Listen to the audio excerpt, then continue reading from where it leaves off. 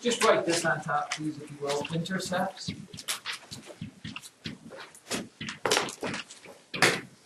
You should have a somewhat of an idea what an intercept is. The word intercept means what? You know, if some goofy country sent jets over here to the good old United States to bomb us, we would send our own little jets to intercept them. You know, if you get a picture of that, here's their jet flying at us. You know, our little jets come here, we want to intercept them. That's where they cross. And what we are doing here with this whole intercept thing, it is how we solve standard form. I don't even know what I'm writing. Standard. That's spelled right? Yeah. Form linear equations.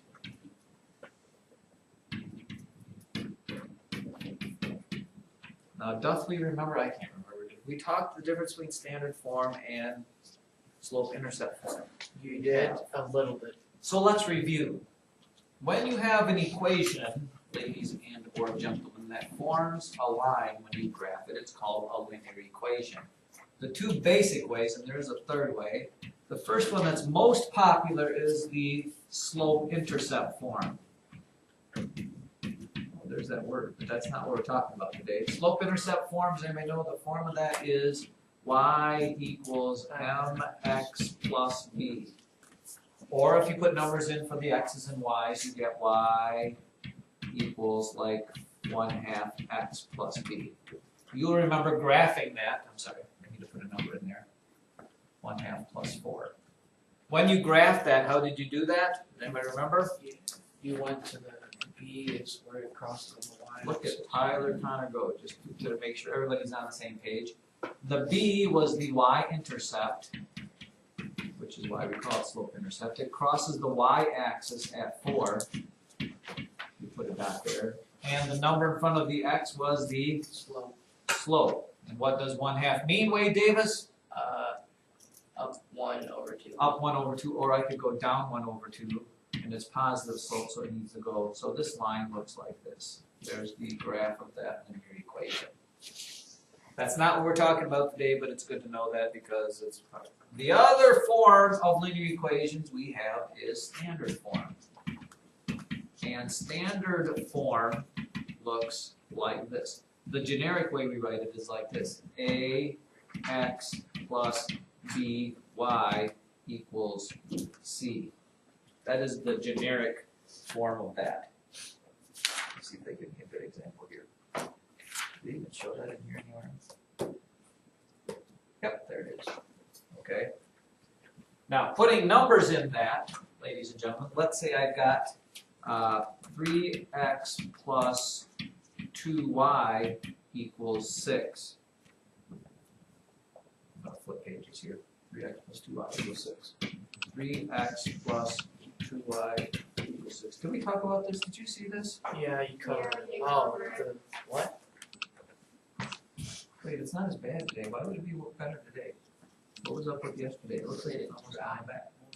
Now, what this is in standard form, and the easiest way to graph things in standard form is to locate or find the x-intercept and the y-intercept.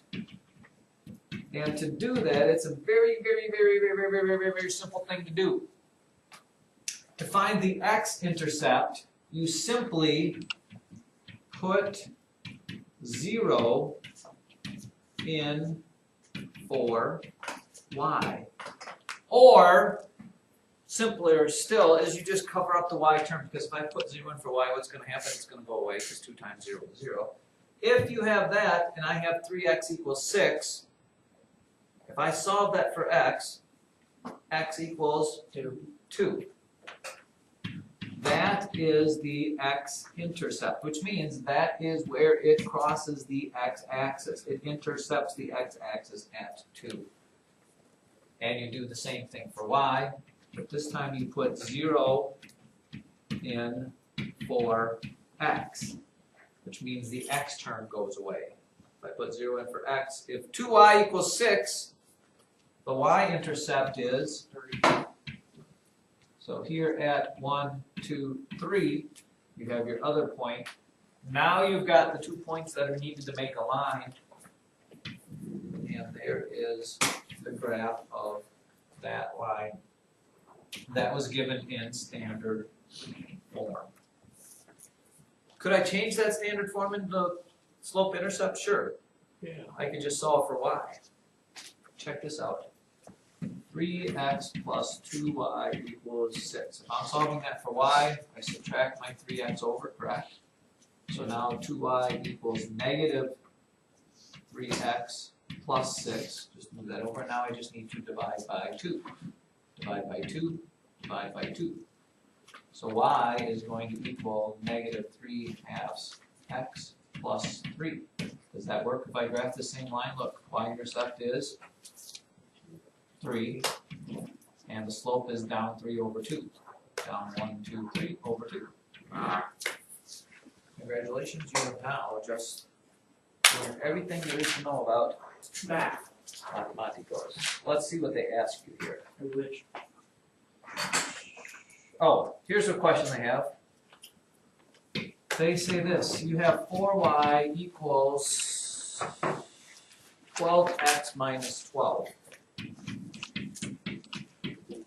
And they say, change this so that it is in standard form. What would you do? Make standard form. Knowing that the standard form of an equation is always ax plus by equals c, what do I need to do so that my x and y terms are both on the same side? Subtract them over. I just need to get the 12x to the left side. And how would I do that? Subtract. To get rid of it, you do the opposite, so you subtract 12x. Can I put that 12x with the y? No. It just ends up being negative 12x plus 4y equals negative 12. What if I were to graph that? What would the graph of that look like? I'm glad you asked. Who really wants to do this?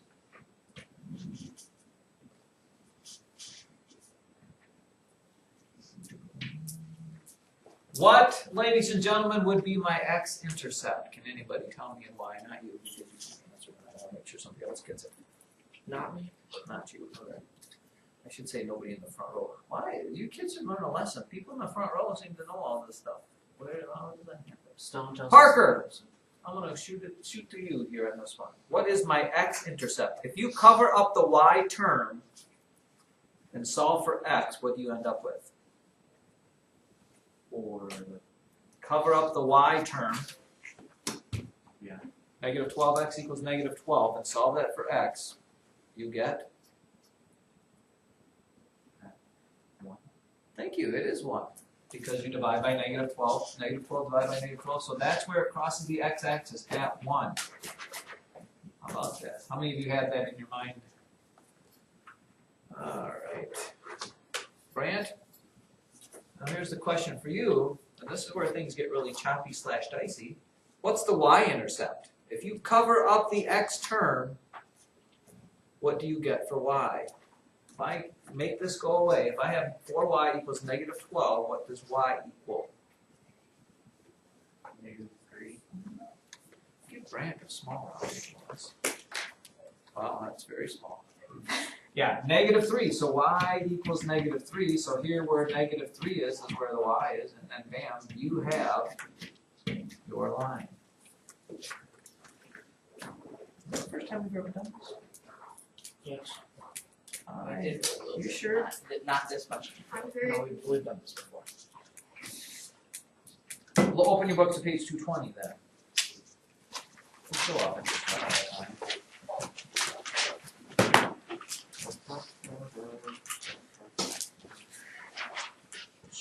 Look at the lesson practice there. It says find the x, y intercepts for negative 6x plus 9y equals 36. What would be those intercepts? For that equation, negative 6x plus 9y equals 36. Negative 6x plus 9y. I told you you can't answer.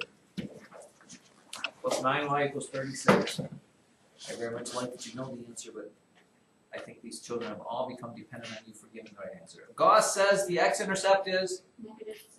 Very good. And the y-intercept is? Look at how easy this is. Letter B we're going to skip. Letter C. What are the x and y intercepts on that one since it is graphed? The x-intercept is, Jacob? -8. Negative 8. And the y-intercept is?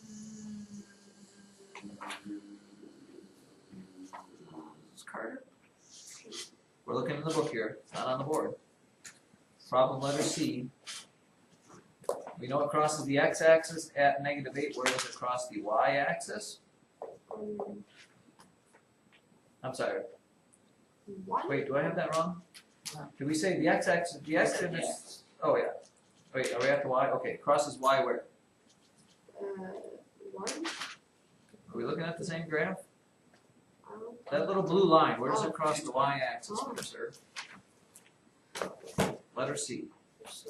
Where does that, see that little graph? Yeah. Where does that blue line cross the y-axis? Because that's its y-intercept. -9. There we go. Look at this is all coming together now. Now, look at letter E. This is the practical application.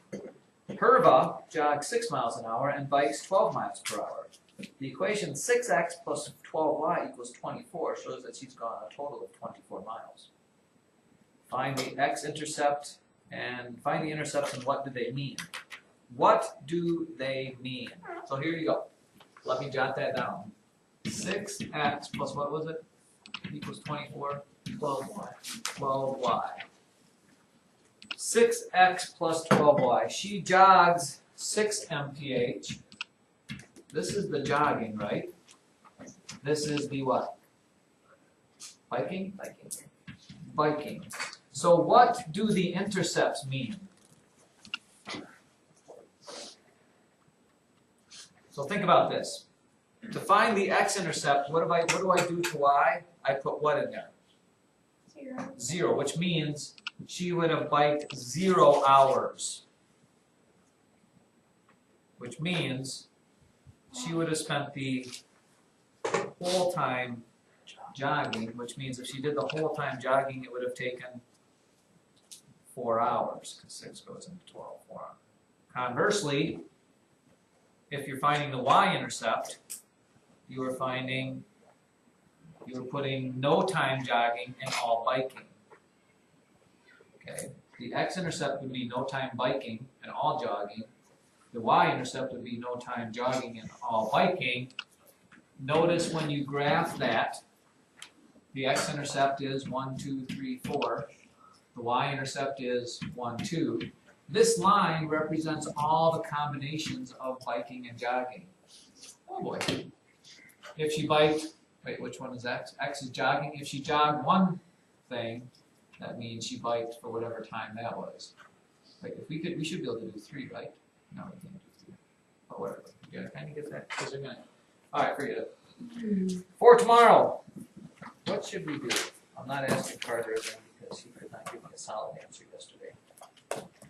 Let's do something that deals with what we did here. Let's do the middle stuff. How about 9 through 19? I like the way that sounds. 9 through 19.